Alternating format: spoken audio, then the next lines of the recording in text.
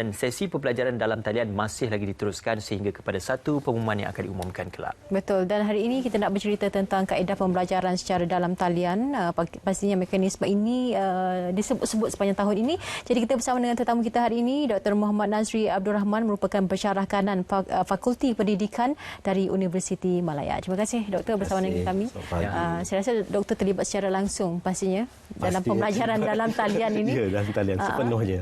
Jadi mungkin komen awal daripada Doktor lah, bila kita dah berada dalam situasi pandemik COVID-19 ini, banyak perkara yang kita tidak pernah lakukan dulu, kita lakukan sekarang. Pembelajaran dalam talian ini mungkin jangkaan kita bukan berlaku sepantas ini. Mungkin 5 atau 10 tahun akan datang sebab kita masih lagi lebih suka kaedah berjumpa, bersemuka. Jadi bagaimana komen Doktor? Pertamanya terima kasih. Assalamualaikum dan selamat pagi. Pertama, topik ini agak menarik. Bermula pada bulan Mac bila semua dikatakan okey, kita akan mula secara dalam talian. Sekolah ditutup, tak ada pilihan. Yeah. Masa itu rata-rata sama ada saya sebagai pensyarah ataupun guru-guru di sekolah tiada mempunyai pilihan. Nak tak nak, kalau dulu tak pernah bercakap tentang online ataupun kita pergi macam latihan-latihan, KPM ada bagi, universiti ada bagi kepada setiap pensyarah bagaimana kita dapat menjalankan pengajaran dalam talian. Tapi pada masa itu kita merasakan kenapa perlu sedangkan kita boleh secara bersemuka. Bermula pada PKP diperkenalkan bulan Mac itu, nak tak nak kita nampak masa itu guru-guru dah mula, termasuk pensyarah lah, ibu bapa, berusaha keras bagaimana nak menjalankan pengajaran dalam online. Perkara yang paling berat masa itu pengalaman saya lah adalah nak menggunakan beberapa aplikasi-aplikasi yang pada kira saya adalah suatu aplikasi baru. Misalnya macam mana nak buat video conference, macam mana nak mengajar menggunakan Microsoft Teams, Google Classroom, lepas tu menggunakan Google Meet. Tapi lama kelamaan bila proses ini hampir saya rasa sampai sekarang 10 bulan kita dah berjalan secara online, kita dapati bahawa kalau kita ikuti secara tak langsung dalam media sosial, kita dapati guru-guru mula berkongsi cerita-cerita, cebisan-cebisan macam mana seronoknya mengajar dalam online. Okey, kita rasa inilah cara mengajar dalam online. Ada guru yang cuba menarik perhatian dengan berpakaian dengan pelbagai, ada guru pula yang menggunakan pelbagai alat untuk menunjukkan bagaimana nak menggunakan pembelajaran online sebab dia tak biasa bagi dia. Bila bersemuka macam dia bercakap dengan skrin. Termasuk saya lah. Kenapa saya perlu bercakap dengan skrin? Ada tak ada pelajar belakang ni? Bila kita tayangkan slide, dah tak nampak muka kita, tak nampak muka pelajar. Jadi di situ kita dapati bahawa tidak berasa selesa, sukar. Lepas tu di pihak pelajar pula, pelajar akan mula bersungut, menyatakan bahawa cikgu tak dengar suara. Kadang-kala ada pelajar menyatakan bahawa cikgu suara putus-putus. Pensyarah akan menyatakan bahawa kamu kenapa tutup? Kenapa sekejap timbul, sekejap hilang? Kadang kita tengah bercakap macam saya pun, kita bercakap dengan bersemangat mengajar itu ini, tiba-tiba saja pelajar pin kita dekat SMS atau WhatsApp kita menyatakan, Doktor dah lama terkeluar daripada talian. Rupanya kita dah putus line dan kita masih lagi bercakap. Jadi itu antara yang cabaran-cabaran besar di mana kita nak menjalankan pengajaran online. Pertama sekali berkaitan dengan fasarana digital. Maksudnya kemudahan-kemudahan internet, akses internet. Kadang-kadang kita terpaksa mengambil kira. Misalnya macam pelajar saya ada yang duduk di yang sekarang ni berada di Sabah, Sarawak, dan ada yang berada di Kelantan yang di pendalaman betul-betul yang mana tak dapat akses. Jadi kita perlu mengambil kira. Dan masa kelas tu pun terpaksa kita kira juga. Kita tak boleh menyatakan bahawa macam dalam kurikulum guru hari ini pun telah pun didedahkan macam mana perlu mencerakinkan sukatan dia. Dia perlu menyatakan bahawa sukatan ini perlu diajar, perlu ditunjukkan, perlu diperincikan secara detail. Dan sukatan ini boleh dibuat secara video atau menggunakan medium-medium yang pengajaran yang lain, modul-modul lain. Di situ antara fenomena-fenomena yang kita lihat hari ini. Walaupun kita dapati misalnya laporan daripada NUTP kajiannya terhadap 10,000 lebih guru, dia menyatakan antara isu yang dihadapi adalah untuk memastikan bahawa pelajar terlibat aktif dalam bilik darjah. Maksudnya semasa dalam PMP itu pelajar boleh respon, terlibat sama dan berada dalam online. Dan ini antara yang kita dapati cabaran besar yang semua umumnya mengetahui bahawa sebahagian besar pelajar tidak ada peranti. Laporan Kementerian Pendidikan menyatakan 36.9% pelajar tidak ada peranti untuk pembelajaran dalam talian. Jadi ini antara cabaran-cabaran yang perlu ditangani dan sampai masanya hari ini saya dapati bahawa guru setelah hampir 10 bulan guru dah boleh mengadaptasi bagaimana pembelajaran dalam talian perlu digembelingkan dengan sebab kita kena fahamlah pembelajaran dalam talian ni dia ada 3. Dia ada pembelajaran segera iaitu kita terus bersemuka on time masa tersebut juga. Pembelajaran tak segera, pembelajaran tak segera ini adalah berlaku di mana pada bila-bila masa. Ini yang pelajar saya suka, dia kata tak apa doktor buat je kelas, nanti saya masuk selepas itu. Okey, saya akan tengok rekodnya dan apa-apa akan ditembulkan. Atau pembelajaran di luar talian. Di luar talian ni bila aksesnya tak dapat, kita akan sediakan dalam bentuk modul-modul. Jadi guru dah, kalau kita lihat hari ini, guru dah bergerak ke arah itu. Cuma perlunya satu mekanisme yang boleh menggabungkan keseluruhan ini untuk menjadikan platform pembelajaran dalam online ini lebih berkesan. Okey. Sudah pasti hikmah di sebalik pembelajaran dalam talian ini kalau dahulu konvensionalnya adalah kita banyak kepada kaedah pembelajaran menghafal pada nota-nota yang diberikan oleh pensyarah ataupun guru ataupun menghafal isi kandungan dalam buku sukatan tersebut. Namun ketika dunia sedang bergerak maju, kita sedia maklum bahawasanya kuasa ilmu itu lebih luas. Makanya kuasa penghafalan itu lebih kurang dan lebih kepada menganalisis. Adakah pihak fakulti sudah bersedia untuk melihat kepada mungkin secebis ilmu yang diberikan tetapi bergantung kepada para pelajar untuk menganalisis dan juga menaakul ilmu itu sendiri menurut pemahaman dan juga kerangka yang disediakan? Okey. Ini antara yang dikatakan pembelajaran dalam talian ni agak menarik. Sebab apa? Pembelajaran itu boleh berlaku di mana-mana saja. Satu. Yang kedua, pembelajaran itu tidak semestinya berlaku dalam satu bilik darjah yang berdinding 4. Okey, pelajar saya hari ini mungkin dia tidak berselesa dengan cara saya mengajar. Gaya pengajaran saya tidak kena dengan gaya pengajaran dia. Dia boleh mengakses kepada mana-mana guru lain, mana-mana pensyarah lain di universiti lain dalam topik yang tersebut untuk belajar secara online. Jadi misalnya hari ini pelajar saya boleh belajar mengikut kursus pendek atau secara terbuka di MOOC di universiti-universiti lain yang menawarkan pembelajaran secara terbuka. Begitu juga kalau kita lihat hari ini guru-guru melalui media-media tertentu, YouTube, kita ada juga media-media sosial, mereka berkongsikan pengajaran-pengajaran tersebut. Jadi di sini kita dah sampai masanya bila kita lihat pelajar itu perlu proaktif, bukan saja pelajar tetapi guru dan ibu bapa. Maksudnya dia perlu berada dalam satu platform perkongsian komuniti pembelajaran di mana perkongsian ini berlaku secara terbuka. Saya rasa dah sampai masanya untuk hari ini guru-guru di Malaysia, ini sebagai saranan, terutamanya guru-guru cemerlang, guru-guru pakar yang mana berada di sebuah sekolah dalam kluster kecemerlangan akademik, membuka pintu sekolahnya itu untuk dia mengajar dan pelajar yang berada mungkin nun hujung di Sabah boleh mengikuti pengajarannya secara online, memanfaatkannya. Jadi kalau hari ini guru tersebut mengajar yang hanya 40 orang pelajar, kenapa tidak? Dengan adanya medium hari ini, pelajar yang hari ini berada dalam kelas saya boleh mengikuti pelajarannya di sana dalam online. Saya rasa perlu wujud satu platform di mana perkongsian itu ada sama rata. Maksudnya kita boleh sudah mengoptimumkan PLC, Professional Learning Community yang ada, yang telah pun digerakkan di peringkat PPD dan KPM.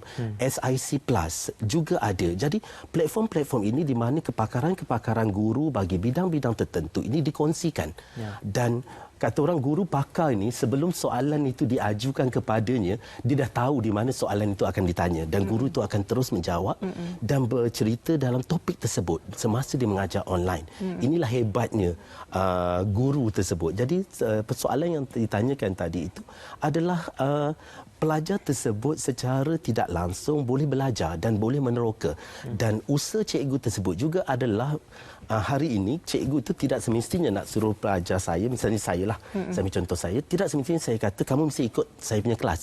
Saya boleh kongsikan beberapa link yang mana saya menyatakan bahawa profesor ini akan membincangkan topik ini. Topik ini juga akan dibincangkan dalam sini. Jadi kita cuba tengok dan kemudian datang ke kelas untuk kita bincangkan semasa bersemuka. Jadi itu menjadi satu medium secara terbuka. Dan ini yang hari ini kita rasa keterbukaan itu semakin lama semakin ada, cuma akses itu ada kalanya kita masih takut. Ada kalanya kita masih lagi kata limited link ini hanya untuk pelajar saya. Kita tak berani untuk publikkan. Saya rasa dah sampai masanya untuk publikkan, untuk kongsikan dan kepakaran kita itu dimanfaatkan oleh keseluruhannya. Sebab kita perlu faham keperluan pelajar berbeza. Mungkin cara saya mengajar tidak kena dengan gaya pembelajaran murid saya. Tetapi dia cuba adapt. Tetapi bila adanya dalam mekanisme pembelajaran online hari ini, saya rasa agak teruja, termasuk saya lah. Saya pun pergi belajar dengan mana-mana yang hari ini. Secara tak langsung bila tengok saja link ada webinar mana-mana terus saja klik dan kita ikut. Jadi dunia dah mula terbuka dan pembelajaran secara terbuka lebih kepada mereka yang mempunyai akses. Cuma apabila akses itu kita perkatakan dari sudut kemudahan fasiliti yang tadi seperti disebut tadi, kita ada cabaran di situ. Cuma kaedah pembelajaran secara dalam talian ini memerlukan tumpuan dan juga fokus itu diberi sepanjang masa kerana kita tidak bersemuka. Kita tidak tahu pihak yang satu lagi adakah memahami apa yang diajarkan dan yang belajar ni pun kadang-kadang mungkin terutama mereka yang pasif. Ya, kita tidak dapat tahu sejauh mana pemahaman mereka tentang mata pelajaran yang diajar. Jadi bagaimana nak memastikan mekanisme pembelajaran dalam talian ini kita gunakan kaedah terbaik supaya kita benar-benar dapat menerapkan PNP secara dalam talian seperti mana di dalam kelas. Bila ada yang tidak faham, kita jelaskan, tetapi tidak ada yang tercicir ataupun ketinggalan. Okey, ini antara cabaran-cabaran yang dibincangkan berkaitan dengan pedagogi. Pedagogi ataupun kata orang seni pengajaran. Kalau hari ini, sejak kebelakangan ini, kita dapati bahawa guru-guru hari ini kebanyakannya didedahkan dengan seni pengajaran atau pedagogi pengajaran bersemuka. Okey, maksudnya dia kalau dalam kursus-kursus yang berada di IPG ataupun di peringkat universiti, di peringkat diploma, kita mengenai pengurusan bilik darjah.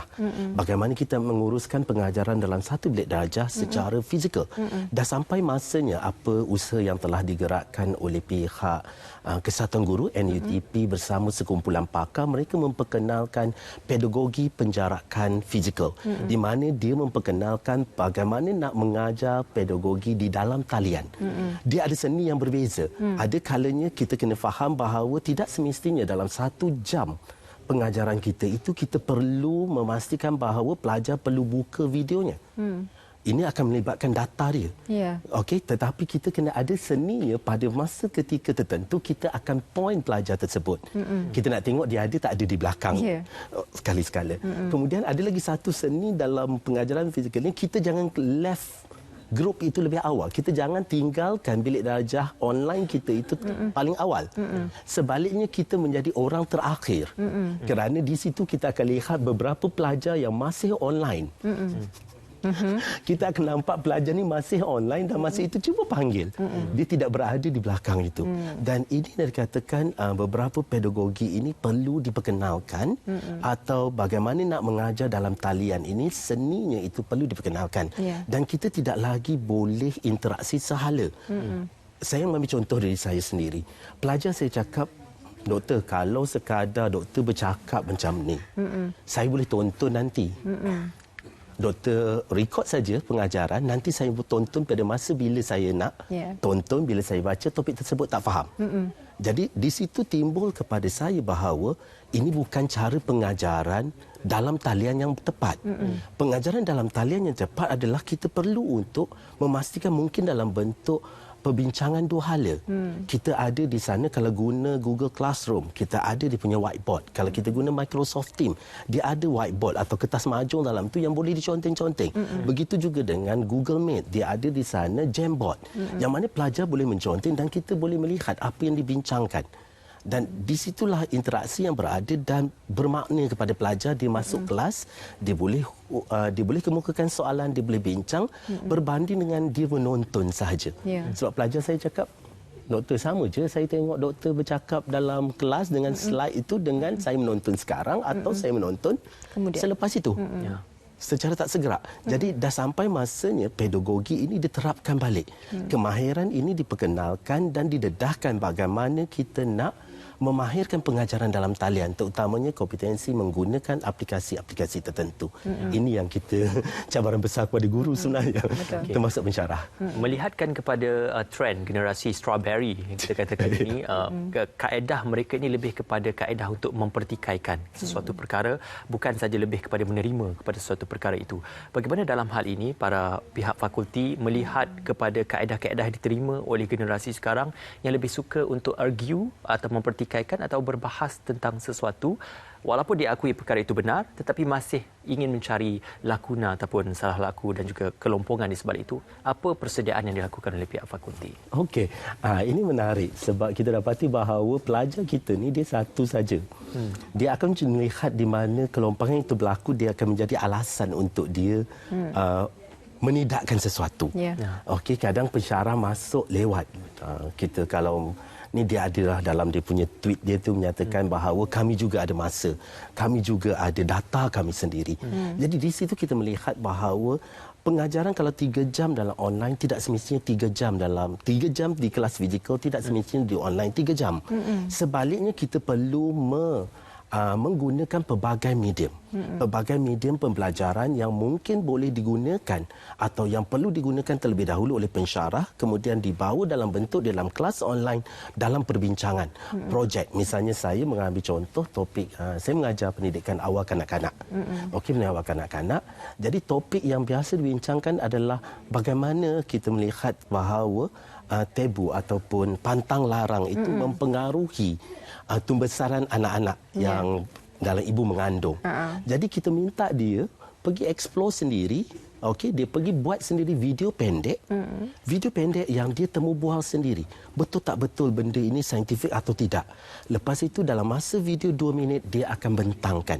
Dalam pembentangan video-video tersebut itu baru dibincangkan.